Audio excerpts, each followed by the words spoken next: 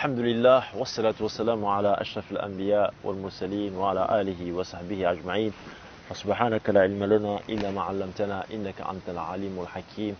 اللهم علمنا ما ينفعنا وانفعنا بما علمتنا وزدنا علما يا رب العالمين.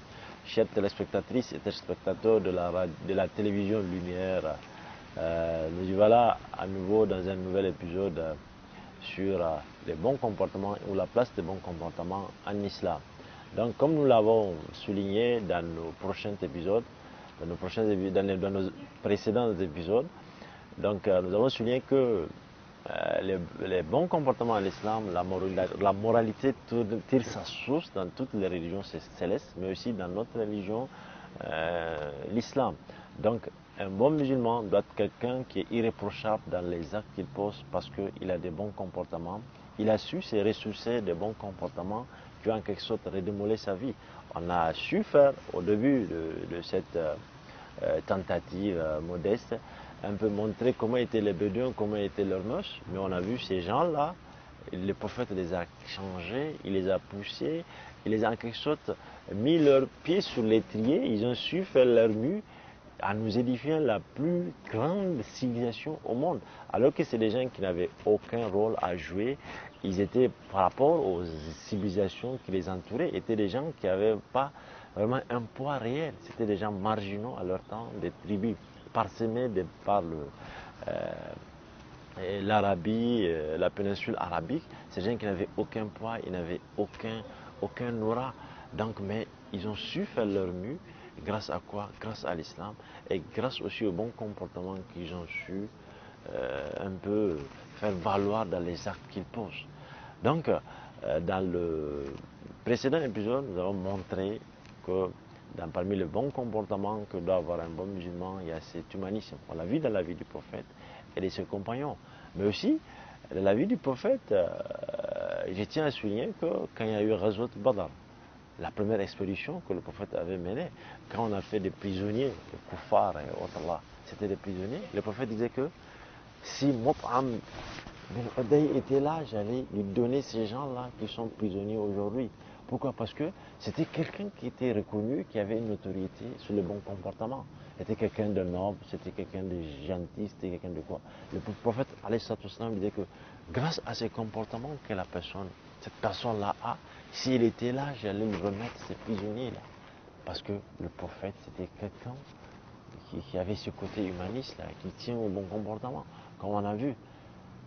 Et on a vu aussi, quand il y a eu Fatah Makkah, comment le prophète a su pardonner à tout le monde, mais aussi dans les différents récits qu'on a eu à lire, qu'on a eu à expliquer aussi, mais certains aussi actes émanant de ses compagnons les plus nobles. On a eu à souligner Ibn Mas'ud, Omar, Abu Bakr, Ali et autres aussi. Donc, mais aussi, l'un des comportements que je vois aussi constitue vraiment des comportements, je peux dire, phares de notre religion, et très essentiels aussi, et ce qu'on appelle la recherche du savoir. Bon, certes, la recherche du savoir nous octroie une certaine sagesse, mais nous, on voit que maintenant, dans notre monde, on manque ce courage, on manque cette habilité à aller à la source sur le savoir, sur le musulman. Alors que c'est une invitation de notre prophète, c'est une invitation aussi de Dieu. Parce que dans un hadith al-Qudsi, Dieu dit que connaissez-moi avant de m'adorer en tant que tel. Et le prophète nous dit dans un hadith, mais nous voyons que nous, musulmans, nous manquons de cela maintenant dans notre vie. Quand tu vois même les statistiques des parlements, tous les pays qui sont au bas de l'échelle de la recherche du savoir, en majorité c'est des pays musulmans. Normalement, un pays où il y a des musulmans, c'est un pays du savoir, c'est un pays de la science, c'est un pays de lumière. Et nous devons valoir cet instinct qui est en nous, qui nous pousse à aller chercher la science, la sagesse par où elle est. Donc, moi je me dis, si par ailleurs, nous nous retrouvons maintenant dans ce chaos indescriptible là, dans ce gouffre là, auquel nous végétons maintenant, c'est lié en partie par notre faiblesse à aller vers la source, à aller chercher les savoirs, à aller chercher la science. Alors que ça fait partie des recommandations de notre religion. Tout musulman doit aller chercher le savoir pour mieux même pratiquer sa religion. Mais aujourd'hui, nous sommes dans un monde où, bon, on n'accorde pas trop d'importance à cela. Des fois, on néglige cet aspect, alors qu'on devrait le faire. On devrait enseigner à nos enfants le savoir, la science religieuse. On devrait aussi leur apprendre la science moderne dans tous ses aspects, sans distinction, sans faire des limites, sans vraiment ségréguer ou trier ou quoi. Non, la science en elle, il faut l'enseigner à nos enfants. Mais nous, on voit que maintenant, nous musulmans, nous n'accordons pas de l'importance à cela. Et moi, je vois que c'est primordial pour mieux comprendre notre religion.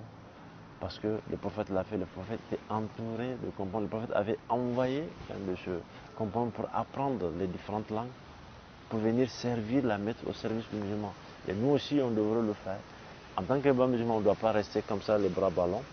En attendant bon, qu'on se perfectionne comme ça, en fonction des circonstances, en tant que bon musulman, on doit avoir ce réflexe, on doit avoir cette tendance à chercher la science partout où elle se trouve. On ne doit pas se créer de précarité, on ne doit pas s'asseoir et dire que bon, non, de tout temps. C'est pour ça que notre religion, on nous dit que cette recherche de savoir, elle doit se faire du début de ta vie jusqu'à la fin. En tant que bon musulman, à tout moment, tu dois t'inscrire dans cette perspective, vraiment à savoir et à connaître des choses que tu ignores. Et aujourd'hui, c'est notre grand défaut, malheureusement. On n'a pas on n'a pas cet instant-là en nous. Alors que c'est l'instinct des compagnons du prophète.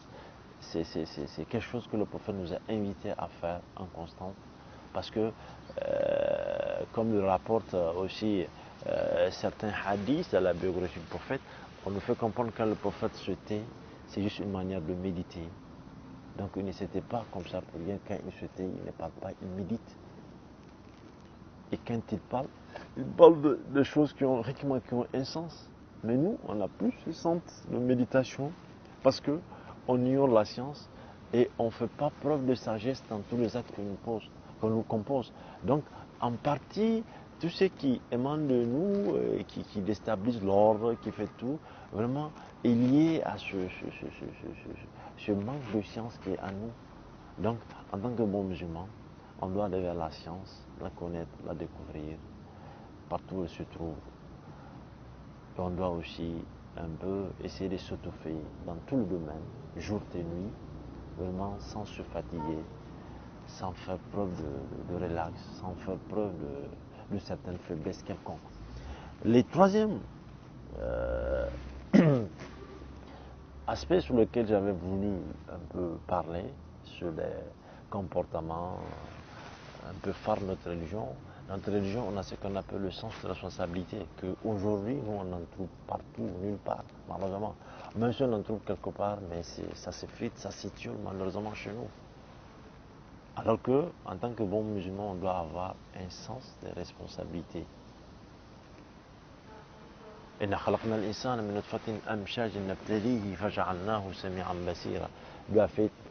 a fait de toi quelqu'un qui est imbu de la raison et quelqu'un qui doit être un peu en quelque sorte responsable dans les actes qu'il pose.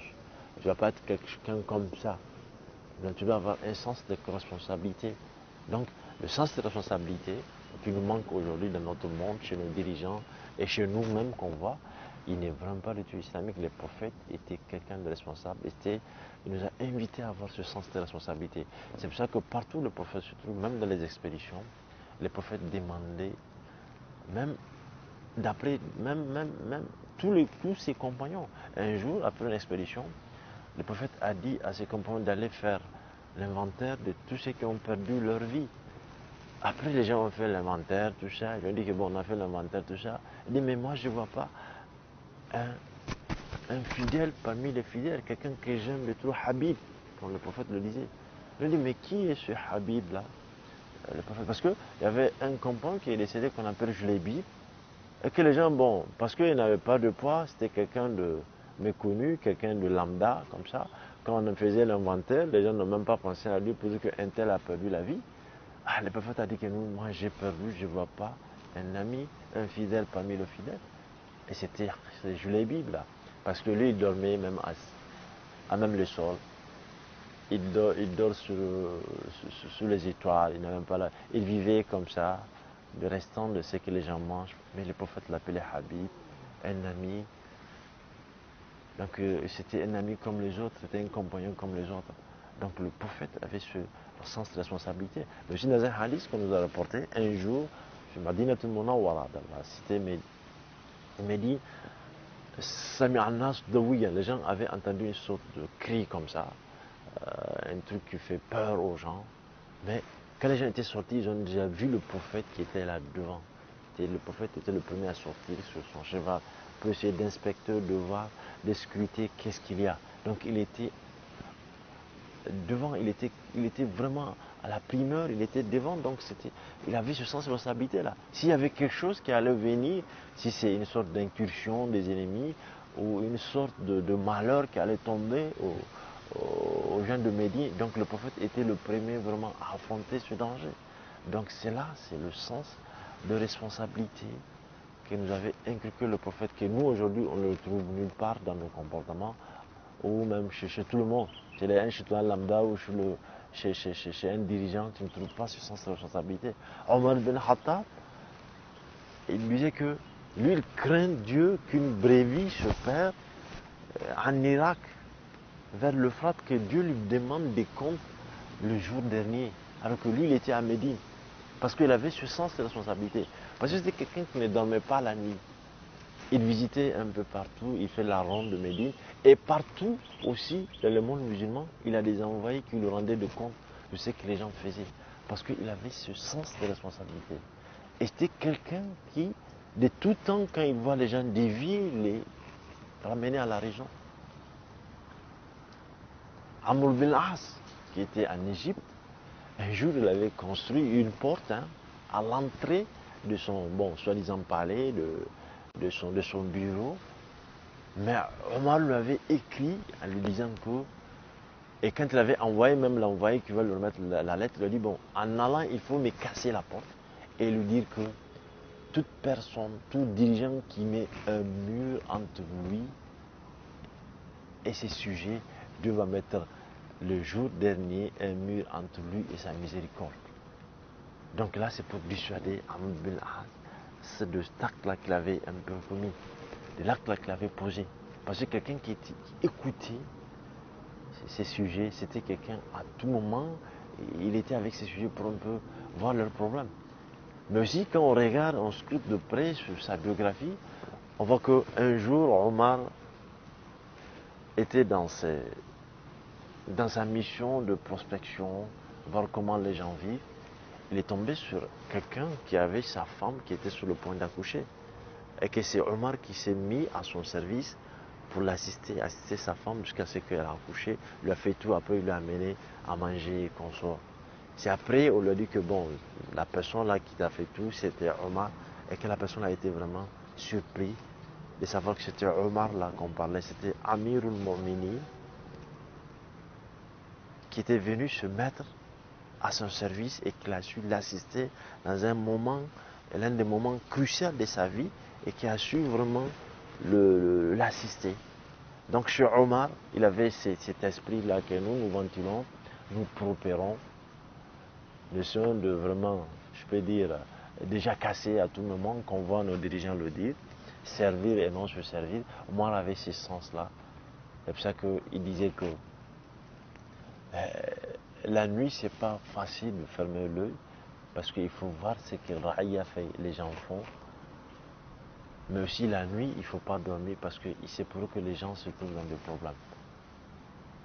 Et on a beaucoup de cas précis, on a beaucoup de cet exemple de la vie de Omar, où Omar nous enseignait ce sens de responsabilité. C'était quelqu'un de responsable de tous les actes qu'il pose et il poussait les gens à voir parce que dans sa biographie aussi, le Zulema nous disait que quand Omar interdisait quelque chose, il venait vers sa famille en leur disant que moi j'ai décidé d'interdire ça et ça. Bon, vous, membres de ma famille, sachez que quand l'un d'entre vous commet ou arrive à commettre ce que je viens d'interdire là, il y aura 2 sentences, il y aura le double sentence que j'ai imposé aux autres parce que vous êtes des membres de ma famille. Il dit qu'Annas Kattuyur, et les gens disent que c'est comme des oiseaux. Dès que vous voyez, vous allez faire eux aussi ils vont le faire. Parce que Omar avait ses sens de responsabilité. Et il s'est dit qu'il est le premier à s'imposer quelque chose s'il a eu à le faire. Donc il est le premier à donner l'exemple avant de dire ça aux autres. Un jour aussi, dans sa biographie, on avait lu que il y avait sa femme Kulsoum. Un jour, il est rentré chez lui, il a vu que il y a une odeur un peu, une belle odeur qui se dégageait. Il a demandé à sa femme, mais qu'est-ce qui se passe? Elle a dit que non, c'est Apara, c'est une femme qui est venue donc à qui on avait vendu de parfums dans les trésors publics. Donc après, je lui avoir vendu ça, moi donc en lui mettant dans des récipients et consorts, là, il y avait quelques parties qui étaient restées dans mes ongles ou sur mes doigts. Et après, je l'ai mis sur mon khimar, sur mon truc, sur ma couverture comme ça. Donc c'est pour ça que je sens cette odeur-là. Omar, qu'est-ce qu'il a fait? Il a pris ce foulard de sa femme, Kulsoum, et il l'a lavé jusqu'à ce qu'il n'entende aucune odeur. Parce qu'il a dit à sa femme, Kulsoum, veux-tu nous nourrir de Jahannam, quoi? Il dit que veux-tu quand même qu'on nous mette Jahannam dans notre truc? Regardez, l'acte qu'elle a posé, c'est un acte qu'on peut dire, un peu, je peux dire, un acte comme ça, un réflexe, quelque chose d'un peu d'insignifiant, mais Omar trouve en ça que c'est comme si, par l'acte là, elle va lui causer, elle lui causera vraiment, elle lui ouvrira une voie, un boulevard pour aller à l'enfer, billah. Nous ici, on manque de ce sens de responsabilité. Les gens s'en fichent. On va, quand il y a un dîner public, les gens viennent se ravitailler, les gens viennent mettre la main dessus, à satiété, sans vergogne, sans aucune retenue. Et nous voyons aussi chez les sultans lambda comment les gens font. Les gens même cherchaient haram maintenant. Mais les gens font tout pour mettre la main sur le haram même et pour manger. Donc nous, chez nous, on n'a aucun sens de responsabilité. Et c'est un peu qui nous manque. Dans les autres aussi qu'on pose. Les gens partent au bureau. Maintenant, dans l'administration, tu vas voir que l'administration, leur début de travail est à 7h30. Mais les gens viennent peut-être à 10h ou 11h. Et ils quittent peut-être avant 15h ou même après la prière. Mais si Omar pensait que juste l'odeur qui, par inadvertance, Kulsoum, elle a un peu gardé dans ce doigt et elle a mis dans son foulard juste, et dit que ça peut nous ouvrir la voie pour aller en enfer. Et que nous qui chômons toutes ces heures-là, pensons que il n'y aura rien, mais nous végétons dans le haram. Donc c'est sans responsabilité, on ne l'a plus. Alors que c'est l'un des enseignements de notre religion. C'est les enseignements de notre prophète, mais aussi ce que nous a enseigné ses compagnons les plus fidèles. Mais nous, à tout échelon de notre vie, on voit que c'est là en train de nous échapper. Quand tu veux donner un modèle, vraiment une illustration parfaite de malgouvernance, vraiment d'insouciance, de la non-perspicacité, de tout ce que tu veux de malheur, de marchand dans la gestion des affaires publiques, dans la gestion de la cité, dans la vie en société, de la vie dans les communes, mais il faut venir malheureusement dans le pays pour le voir. Donc, c'est là en train de nous échapper. On n'a plus ce sens de responsabilité malheureusement, alors que le sens de responsabilité doit être un leitmotiv, doit être un réflexe, on doit le faire valoir partout où nous en sommes en tant que musulmans. Chers téléspectatrices et téléspectateurs, nous sommes à la fin de cet épisode. Donc nous donnons rendez-vous, Inch'Allah, au prochain épisode pour continuer sur l'importance des bons comportements en islam. Assalamu alaikum wa rahmatullahi ta'ala wa barakatuh.